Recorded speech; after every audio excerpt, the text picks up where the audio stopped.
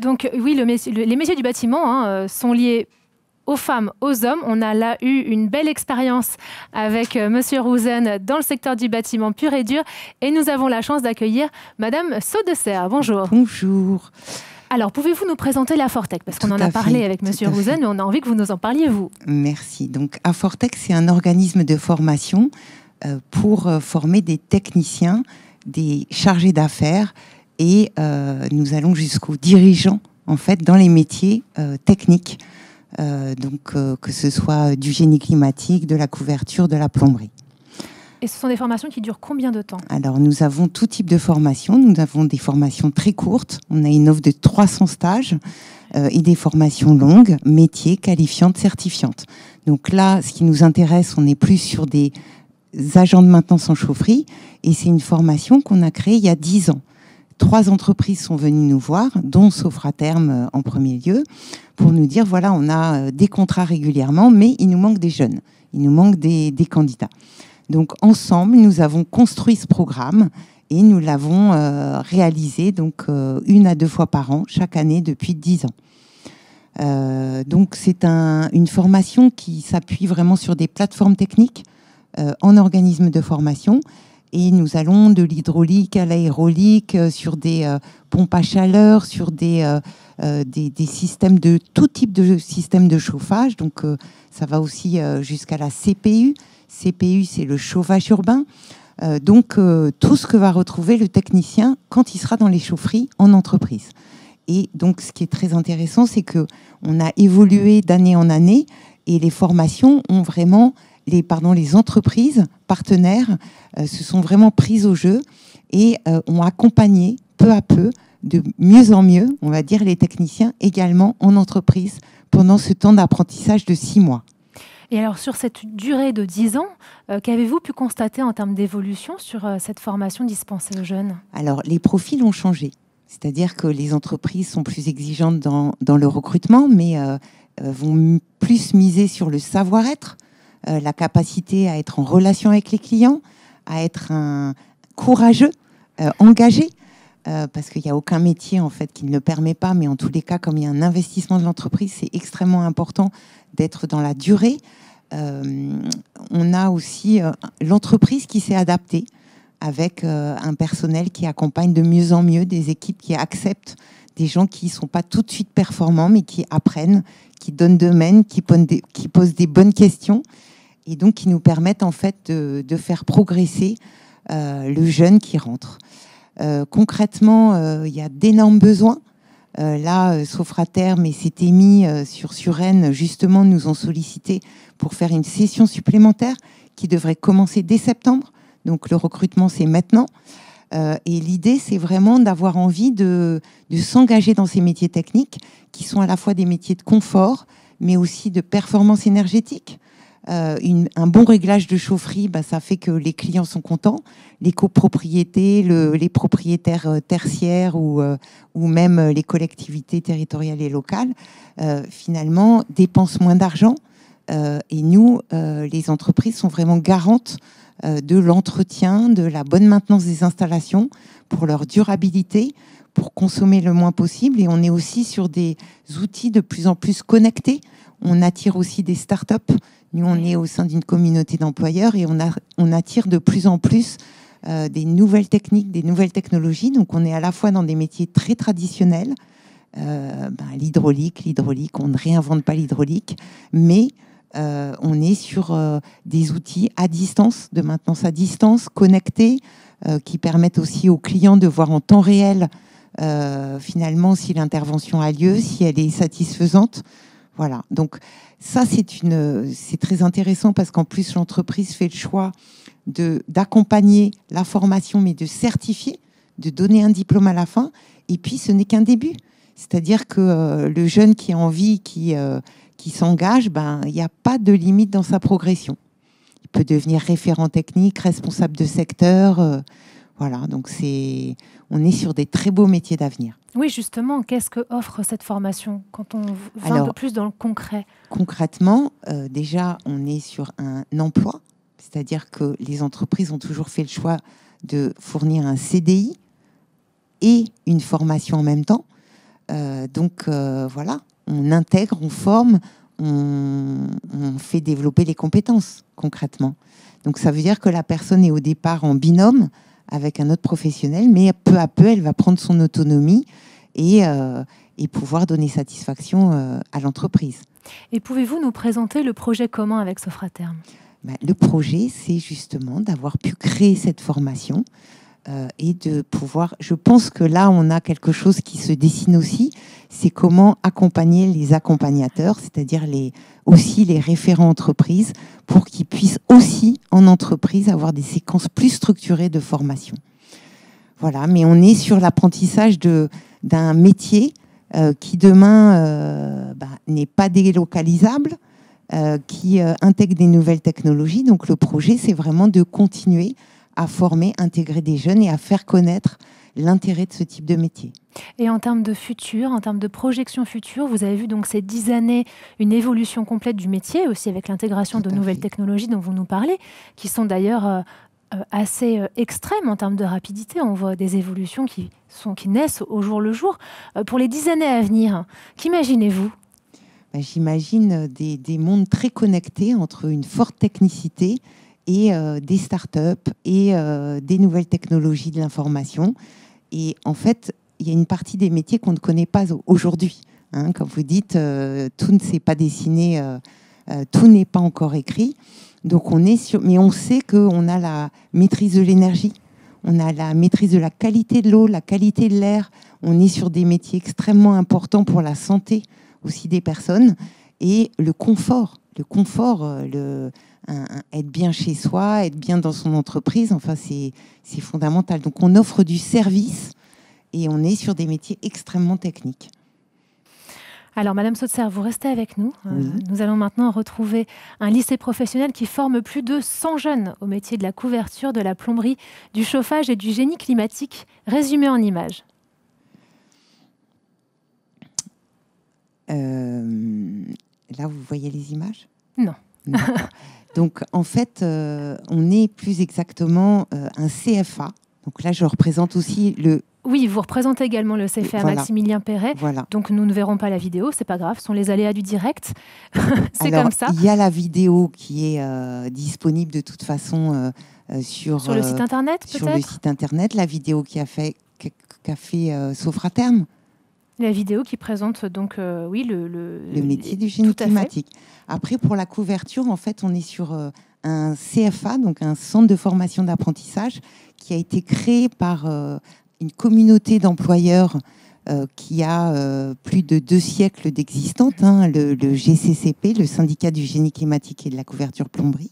Donc, il s'est doté d'un CFA qui est à Alfortville et qui forme sur tous les métiers de la maîtrise de l'eau, de l'air, de l'énergie, mais aussi de la couverture, puisque les métiers de la couverture sont très peu connus. C'est pour ça qu'on a fait un énorme travail pour les faire connaître, notamment en déposant une candidature à l'UNESCO. Depuis 2017, le geste du couvreur est déjà reconnu au patrimoine de la France, au patrimoine immatériel.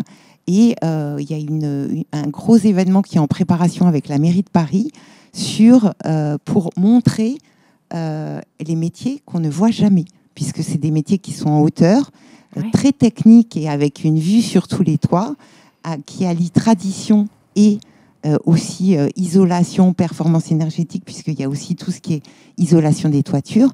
Et nous sommes sur des métiers extrêmement prisés, extrêmement demandés aussi. Donc là aussi, nous recherchons des jeunes qui ont envie d'aventure, qui ont envie de travailler en plein air. Maintenant, la sécurité pour les mères aussi, les mamans de ces jeunes, le risque, c'est toujours, mais est-ce qu'il ne va pas tomber du toit ? Non, pas du tout. On est sur des exigences extrêmement fortes auprès des dirigeants. Donc, que ce soit pour des équipements de protection collectifs ou individuels, ce sont des métiers sécurisés. Et très beau, très technique, où pas un ouvrage ne ressemble à l'autre. Donc voilà, on est sur une variété. Donc nous, on forme en fait du CAP, on va dire, à l'ingénieur, puisque moi, je suis aussi présidente d'une école d'ingénieurs à l'école des mines, qui forme des ingénieurs en génie climatique et maîtrise de l'énergie. Donc en fait, on va du CAP dans ce CFA. On a le BP aussi, qui est le niveau bac. Donc en fait, quand on rentre, on a quand même une base technique à apprendre, mais on peut le passer en 1 an ou en 2 ans. Ça dépend de son niveau scolaire. Et ensuite, l'aventure continue avec des mentions complémentaires, avec des spécialités techniques. Et je vous disais, donc il y a Afortech qui propose donc ces métiers techniques tout au long de la vie, puis cette formation aussi d'ingénieur en apprentissage. Donc en fait, il n'y a pas de limite quand on a envie de tenter l'aventure, quand on est friand aussi d'entrepreneuriat, puisque énormément de personnes vont partir à la retraite et vont quitter leur entreprise ces prochaines années. Et donc, il y a vraiment des opportunités très, très fortes pour ceux qui ont le goût d'entreprendre. Et donc, bon, là, on a une audience de jeunes femmes et hommes qui regardent cette émission. Pourriez-vous nous donner des exemples de métiers ? Concrètement, donc, dans les métiers de base, on a le métier de couvreur. Alors, couvreur, par exemple, c'est quoi ? Alors, couvreur, c'est quelqu'un qui va travailler sur la couverture d'une habitation, c'est-à-dire que vous avez la charpente qui est métallique ou en bois, mais au-dessus de la charpente, vous avez une couverture. Une couverture, ça peut être en zinc, en tuiles, en ardoise, donc tout dépend à Paris ou la province, ou voilà, on a des bâtiments, mais en tous les cas, c'est ce qui permet d'isoler de la pluie, d'isoler du froid. Donc, ce sont des métiers. Avoir donné un toit sur la tête à quelqu'un, c'est quand même très symbolique. Voilà, donc ça, c'est la couverture. Ensuite, nous avons les métiers de la plomberie. Alors, la plomberie, je pense que c'est très connu, mais un bon plombier, c'est quelqu'un qui va aussi faire soit des travaux neufs, soit des travaux de rénovation. En couverture, c'est pareil, on est dans le neuf, mais on est aussi beaucoup dans la rénovation. Tous les 30 à 50 ans, on va refaire une toiture. On peut aussi avoir des détails comme l'ornementaliste. C'est celui qui va poser des ornementations sur les monuments historiques, par exemple. Donc, on a tout ce qui est mairie. Enfin, voilà, on voit les toitures, les belles toitures de beaux ouvrages. Donc, on est là pour entretenir, pour veiller au maintien de cette qualité. Pour la plomberie, le chauffage et la climatisation, nous sommes sur des métiers du second œuvre technique, les métiers du confort. Alors c'est sûr que tout le monde a connu ça, hein, une fuite d'eau, comment avoir une recherche de fuite efficace, ce sont des économies à la clé. Donc ce sont des métiers extrêmement importants. Et là aussi, on peut avoir beaucoup d'actions très traditionnelles, mais avec des matériaux traditionnels, mais on a aussi beaucoup de nouvelles technologies, avec les robinets thermostatiques, avec des mitigeurs, et puis on voit bien la place, par exemple, de la salle de bain dans un habitat qui prend de plus en plus qui donne du cachet à la maison, qui donne voilà. Donc ça c'est après j'ai quelqu'un là qui s'occupait de la plomberie sur la Tour Eiffel. Et il fallait que l'eau monte tout en haut, au 2e ou 3e étage. Donc là aussi, ça demande une connaissance des débits, de savoir manier en fait ces éléments naturels dans des conditions extraordinaires. Et puis exactement, c'est complètement extraordinaire de pouvoir participer au chantier de la Tour Eiffel. Voilà. Et là, donc l'aventure est là. On parle des ouvrages au-delà de son métier technique. On participe. Voilà, j'ai fait tel ouvrage, j'ai participé à la reconstruction de tel bâtiment. Alors certains font la rénovation au crayon, par exemple. Dans des hôtels de luxe où il y a des robinets en or ou en argent. Voilà. Donc, on a des très, très belles entreprises et des très beaux métiers qui peuvent prendre différentes formes. Donc, il faut juste avoir aimé ce qu'on fait et avoir envie de s'impliquer, comme toujours. Et vous en parliez tout à l'heure, de nombreux débouchés. On peut devenir également chef d'entreprise, se mettre à son compte. Tout à fait.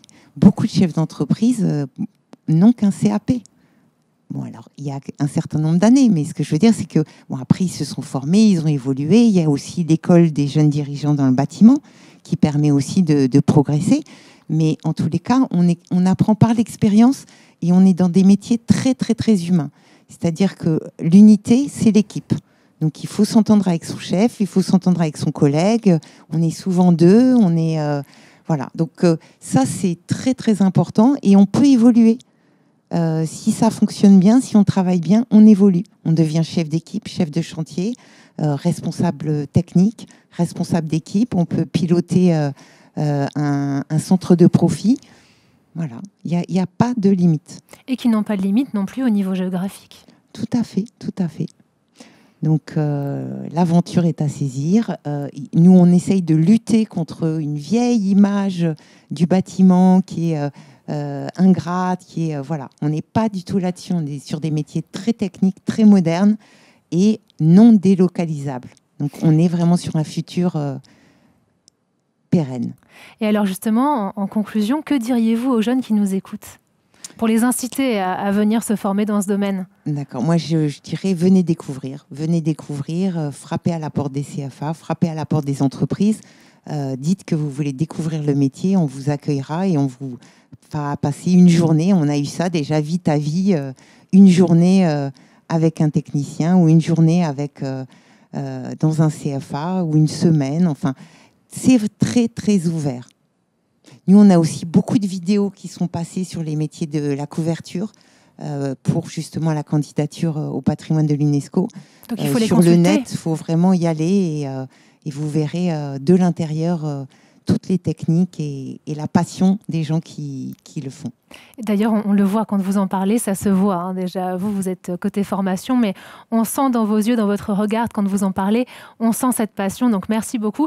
Alors, j'imagine que les jeunes, et moins jeunes d'ailleurs, peuvent vous contacter en dehors de cette émission? Tout à fait, tout à fait. Donc, ils peuvent contacter le CFA. De toute façon, nous leur donnerons les coordonnées. Ils peuvent me contacter, Catherine Sautzer, à Fortec. On est tous là pour les accueillir et les orienter. Voilà, on vous espère nombreux, les jeunes. Et vous moins êtes jeunes. attendus. Parce que... Est-ce qu'il y a des questions d'ailleurs sur les réseaux sociaux?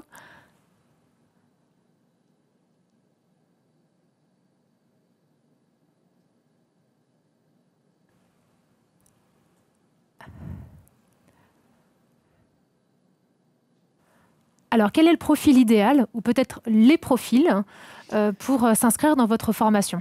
Dans vos formations d'ailleurs, parce qu'il y en a plusieurs. Voilà, ça dépend desquelles on parle. Mais en tous les cas, faut avoir une bonne condition physique. Ah, d'accord. Déjà. Parce que, être en forme. Être en forme, voilà. Être mobile, parce qu'on a des métiers, on n'est jamais sur le même chantier ou sur le même...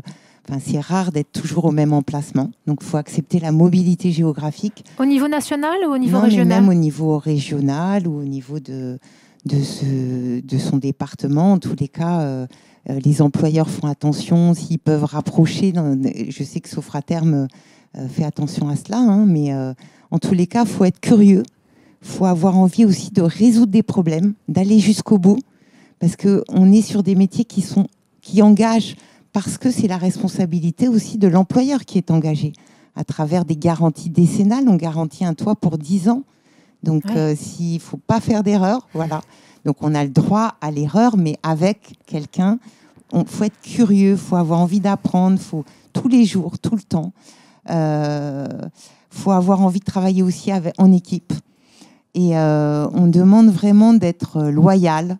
C'est des valeurs humaines qu'on attend aussi des jeunes. Hein. C'est-à-dire qu'avoir envie de s'engager, quand il y a un problème, on le dit.